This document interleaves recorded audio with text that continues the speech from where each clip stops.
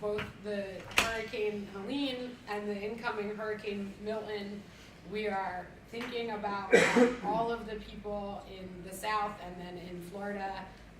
We are hoping and wishing for their safety, and just want to say that we appreciate our utilities who have sent mutual aid to help out with that. That is something that I think we feel really strongly about in New Jersey, and we know other utilities have done that for us in the past. So thank you to the utilities who have sent mutual aid to help with the restoration efforts, and we are keeping everyone in our thoughts in the South and in Florida, particularly as Hurricane Milton approaches. We know it's going to be significant, and I think it's important to acknowledge that we are trying to do everything we can here to support our neighboring states down there. It is Customer Assistance Week, so just want to thank our Customer Assistance Division and our Office of Cable Television and their customer assistance folks. These divisions and all the staff people work very hard to address customer issues as they come in, and they collectively save utility customers hundreds of thousands of dollars by doing that. So we will keep the opening remarks short. Want to acknowledge that Yom Kippur is coming up on Friday, and hoping everyone has a good and blessed year, and want to open it up to my colleagues for any opening remarks. Madam President, I wanted to echo your concerns for the people in the south of our country. 2 hurricanes coming through in a short period of time, and tens of millions of people's lives disrupted. Today was a minor inconvenience for us. We had to move a few hundred yards to a new facility. The people in Florida are going to have to move hundreds of miles, and they will still be in the storm's path. So our prayers go out to all of them, and we hope that the combined assistance of our states and our whole country can ease their burden and get them back into a normal life as soon as possible. So our prayers are with them all, and this is one of the reasons why we do what we do, to make sure that these extreme weather events are as limited as possible, and that we can help future generations really lead a productive and safe life. Thank you. One more thing from me on assistance. We have a Utility Assistance Day coming up on October 21st in Newark. You do not need to be an Essex County resident, but we are working with the county and the city and other partners to help support any residents, utility customers who need energy assistance. So if you need help filling out the forms, or if you have questions, please come. We offer these as frequently as we can to help support people by going in person to the communities where people need that assistance. So thank you. Okay, executive session. I think it will be a short one, probably about 10 minutes. Again, we'll ask anyone not involved in executive session, including staff, if you're not involved in executive session, to please step out. Can I ask the Attorney General's office to explain the justification for item 8A? Good morning, Madam President. Good morning, Commissioners. Clean energy item 8A falls within the contract negotiation and attorney-client privilege exceptions to the Open Public Meetings Act. This exception is found in New Jersey Statute 10:4-12B7. Thank you. Can I have a motion to go into executive session? So moved. Second. All in favor? Aye. Aye. Okay, thanks folks. About 10 minutes.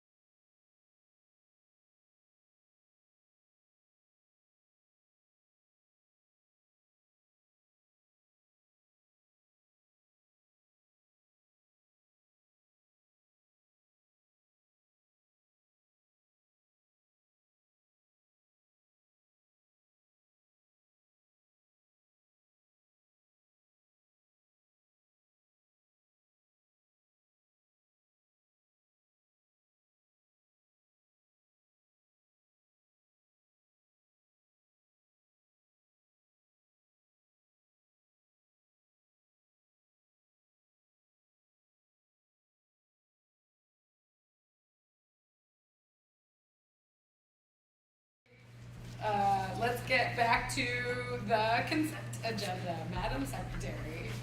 On consent agenda items 1A, 3A, 3B, 4A, 6A, and 9A. So Vote, moved. please. Second. Roll call, please. Commissioner Christodoulou. Yes. Commissioner Abdul. Yes. Commissioner Baines. Yes. And President Christodoulou. Yes. Thank you. Moving to 2A. Good morning, Commissioners. Good morning, President. Good morning. On December 29th, 2023, Public Service Electric and Gas Company filed a petition seeking approval of an increase in its electric and gas base rates. The net revenue impact of all proposals to electric customers was an increase of approximately $462 million.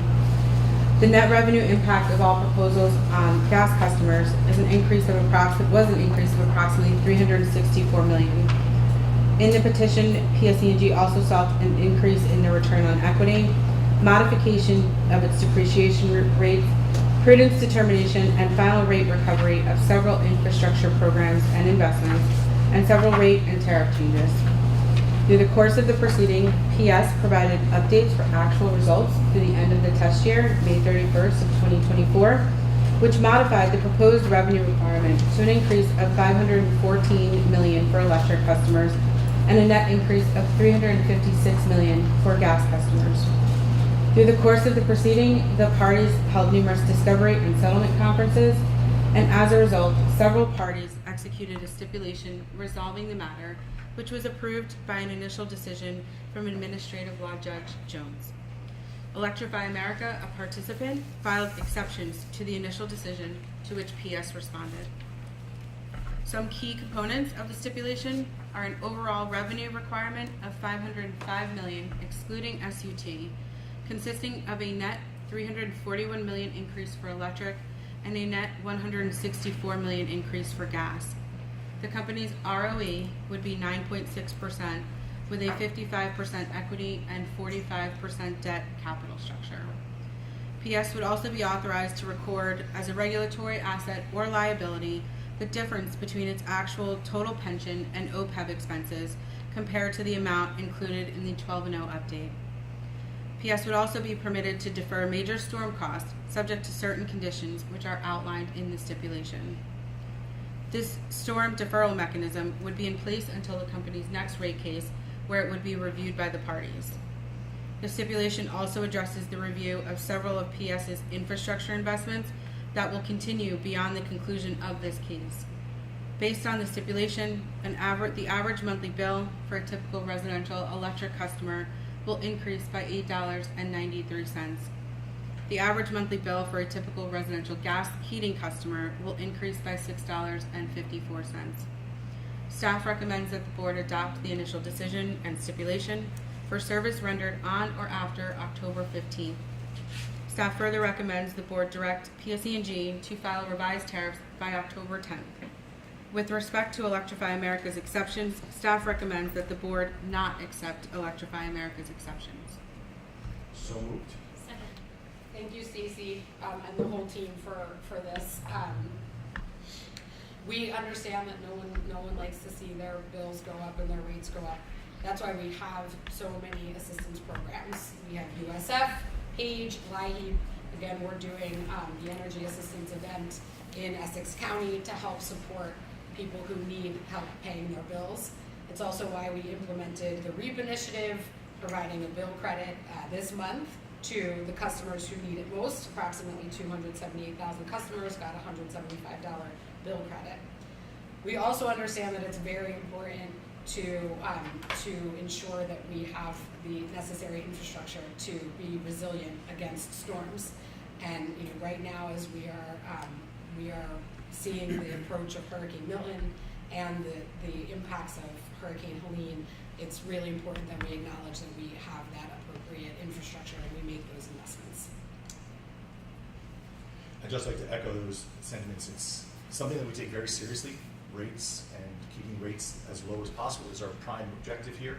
And as the President mentioned, there are many assistance programs which help specific issues and burdens on specific communities. But we also work to make sure that, in general, that money is not spent in the wrong way, so that everyone can achieve the proper rates and proper pricing. So we do everything here at the board to make sure not just that specific communities are less burdened, but also that the entire system is governed by supply and demand and economics that ensure that we have a robust system that's reliable and resilient. And we see the importance of resilience as we do so much in the last few days. So thank you very much. Thanks. Yeah, I also would like to add, I agree with the comments that were made by the President and by Commissioner Zenon. Infrastructure costs money, and we need to keep investing in this infrastructure so we don't have issues and outages. So, but that's what I have to say. Thank you. Thank you. Roll call, please. On the motion to approve staff's recommendation, Commissioner Crystal DeLue? Yes? Commissioner Abdu? Yes. Commissioner Baines? Yes. And President Gulsadoli? Yes. Thank you. 5A. On January 19th, 2024, Aqua New Jersey, Inc. filed a petition seeking approval of an increase in its base rates for water service of approximately $8.3 million. During the course of the proceeding, Aqua updated the petition to include 12 months of actual information, which modified the proposed revenue requirement to approximately $7.7 million. The company also requested authorization to reset its current distribution system improvement charge to zero, implement a new DSIC, recover its deferred COVID-19 costs and lead service line replacement costs, as well as use deferred accounting for future PFAS costs and recover future lead service line replacement costs through a surcharge. Following settlement discussions, the parties executed a stipulation resolving all issues, which was subsequently approved by initial decision issued by ALJ Jacob Gertzman. Some key components of the stipulation include an overall base rate revenue requirement increase of $2.25 million. The company's ROE would be 9.6% with a 53% equity and 47% debt capital structure. Additionally, the current DSIC charge would be reset to zero, and the company's new DSIC foundational filing would be approved. With respect to lead service line costs, Aqua would be allowed to recover its current deferred costs over a 3-year period. Going forward, Aqua will recover the lead service line replacement cost through a surcharge on a semi-annual basis. Based on the stipulation, the average customer would see an increase in their monthly bill of $7.23. Staff recommends that the board approve the initial decision and stipulation for rates effective October 15th. Staff further recommends that the board direct Aqua to file revised tariffs by October 11th. So moved. Thank you again, Cece. Just want to acknowledge the leadership of this administration on lead service line replacement. President Biden just announced a plan to replace lead service lines over the next 10 years throughout the country, and I think it's really important to note that Governor Murphy, made that commitment as well several years ago when I was a staff person and got to work on this issue and how important it is to ensure that we have safe and clean drinking water, particularly for children, because we know the impacts of lead can be quite significant. So thank you. Roll call, please. On the motion to approve staff's recommendation, Commissioner Crystal DeLue? Yes? Commissioner Abdu? Yes. Commissioner Baines? Yes. And President Gulsadoli? Yes, thank you. I'm liking this coziness. I just want to say, it's very nice. Can't wait for flu season. All right. We're moving to Ben's. Good morning. Good morning, Madam President. 8A through C. Good morning, Madam President and Commissioners. This matter pertains to a contract extension for work done by Daymark Energy Advisors related to the administration of the Competitive Solar Initiative Program. The initial term of the contract expires October 11th, 2024. The requested extension represents the first of the 3 available 1-year periods allowed in the contract terms and conditions. No additional budgetary allocations or changes to the scope of work are requested for the extension. Staff recommends that the board approve a 1-year contract extension with Daymark Energy Advisors. So moved. Second. Questions or comments? Roll call, please. On the motion to approve staff's recommendation, Commissioner Crystal DeLue? Yes? Commissioner Abdu? Yes. Commissioner Baines? Yes. And President Gulsadoli? Yes. 8B. This item relates to the application from Citizens NP Solar LLC in the Competitive Solar Incentive or CSI program, seeking conditional certification of eligibility to generate SREC 2s as a project located on a landfill. On April 17, 2024, the board awarded the applicant an SREC 2 incentive of $124 per megawatt hour in tranche 3 in the second solicitation of the CSI program. The proposed 7.416 megawatt DC project is to be located at the Hawthorne Inc. or National Park Sanitary Landfill Site, Block 111, lots 1, 2, and 3 in the borough of National Park County, New Jersey. As part of the initial registration package, the applicant filed a contaminated site or landfill eligibility verification form along with supporting documentation to enable the board, in consultation with NJDEP, to determine whether the project meets the requirements for participation in the contaminated sites and landfills tranche. Staff reviewed the application and supplied a copy to NJDEP for their review. NJDEP reviewed the site to determine any compliance issues, required permits and approvals, and impacts to regulated areas that must be addressed prior to construction of the project, and issued an advisory memo to staff on August 7, 2024. Based on the information provided in the application, supporting documents, and NJDEP's findings, staff recommends that the board, 1, grant conditional certification to the applicant's 7.416 megawatt project as being eligible to generate SREC 2s as a landfill facility in the CSI program. 2, find the conditions for certification provided by NJDEP, including but not limited to the proper closure of the landfill in compliance with all appropriate NJDEP rules and regulations, and the considerations presented in the advisory memo be fully documented as satisfied by the applicant prior to staff's issuance of full certification. And 3, direct the applicant to submit this order with the final registration package within 30 days of the effective date of this order. So moved. Questions or comments? Roll call, please. On the motion to approve staff's recommendation, Commissioner Crystal DeLu? Yes. Commissioner Abdul? Yes. Commissioner Bain? Yes. And President Gusadoli? Yes, thank you. Still with us, Vince. Yes. 18. This item relates to the application from NextGrid Manchester Landfill LLC in the Competitive Solar Incentive Program, seeking conditional certification of eligibility to generate SREC 2s as a project located on a landfill. On April 17, 2024, the board awarded the applicant an SREC 2 incentive of $115 per megawatt hour in tranche 3 in the second solicitation of the CSI program. The proposed 5.2 megawatt DC project is to be located at the Manchester landfill site, Block 116, Lot 13, at 110 Sam Pitts Road, Manchester Township, Ocean County, New Jersey. As part of the initial registration package, the applicant filed a contaminated site or landfill eligibility verification form, along with supporting documentation to enable the board, in consultation with NJDEP, to determine whether the project meets the requirements for participation in the contaminated sites and landfills tranche.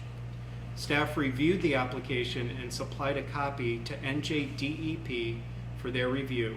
NJDEP reviewed the site to determine any compliance issues, required permits and approvals, and impacts to regulated areas that must be addressed prior to construction of the project, and issued an advisory memo to staff on August 7, 2024.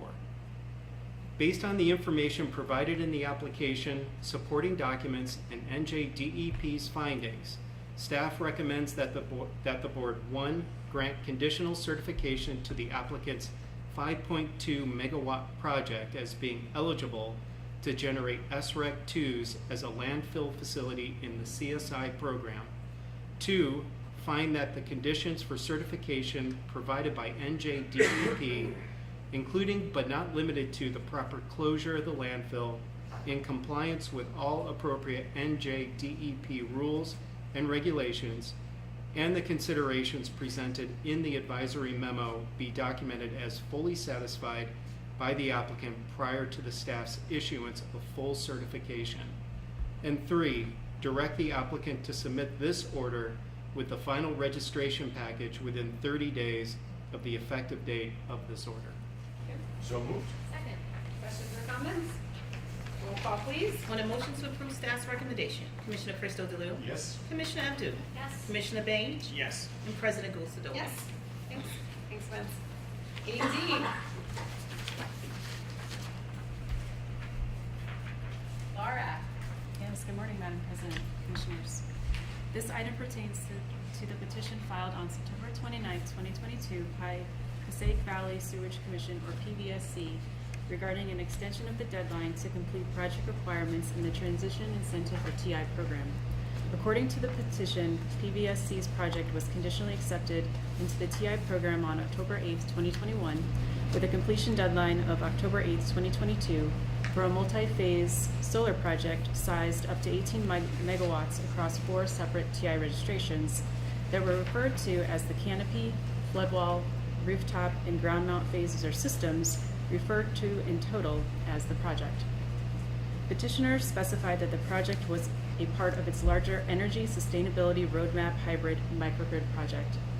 On October 6, 2023, the project received permission to operate, or PTO, from PSE&G for a portion of the rooftop phase that equated to 903.96 kilowatts in DC. On April 4th, 2024, the project received a separate PTO from PSE&G for additional capacity in the rooftop phase and for the floodwall phase. Also on October 6, 2023, PVSC filed supplemental information to its petition, referred to as the first supplement, which did not include the ground mount registration, to seek an extension of time until April 8, 2024. PVSC requested the extension, arguing its unique circumstances as a public entity, including challenges with the state's environmental justice law, procurement and permitting processes, and stakeholder feedback on the project design and scope. On August 2, 2024, petitioner filed another update to the petition referred to as the second supplement, stating that a portion of the rooftop system had been completed and its post-construction certification package submitted on October 6, 2023 was prior to the program deadline. In addition, petitioner stated that on April 5th, 2024, its post-construction certification packages had been submitted for the remaining portion of the rooftop system and for the floodwall system. Due to the pendency of the instant petition, none of these packages has been reviewed yet. Petitioner also withdrew the canopy system from its extension request. Finally, the second supplement advised that on July 18, 2024, the DEP issued a decision authorizing the modification of PVSC's previously authorized air permit to enable PVSC to develop a partially fossil fuel to install no less than 5 megawatts of solar generation at the facility by December 31st, 2026. Based on a thorough review of the information contained in the petition, attached documentation pertaining to the project and programmatic context, staff recommends that the board deny the request for an extension of time under the TI program, but allow the program administrator to process the paperwork for the portion of the rooftop system that received PTO from PSE&G by the TI program deadline. Staff also recommends that the board allow the remaining balance of the rooftop system that received PTO on April 4, 2024, and the floodwall system to register and seek incentives in the administratively determined incentive program, provided they satisfy all other eligibility requirements and program rules and regulations. Staff notes that NJAC 14:8-11.4b as amended allows this facility to apply to register in the ADI program despite having commenced construction. Thank you. So moved. Second. Questions or comments? Roll call, please. On a motion to approve staff's recommendation, Commissioner Cristo DeLu? Yes. Commissioner Abdu? Yes. Commissioner Baines, Yes. and President Gulsadovy. Yes. Thanks, Laura. This is turning out to be quite a short meeting. We did not take any wagers on the over/under, but Would have been a big we probably payout. should have on this one. I just want to acknowledge again all the staff that came together to make this happen. Not just our own BPU staff, but OIT and the assistants from DOL and my colleagues. It was a very chaotic morning to try to figure out how to get everybody into one location and do it in a way that complies with our notice. And I think we did that, and I think it shows an incredible amount of teamwork here. So I want to again acknowledge that. And our utility who was on the scene to try to address the issue that turned out to be an internal building issue. So thank you, everyone.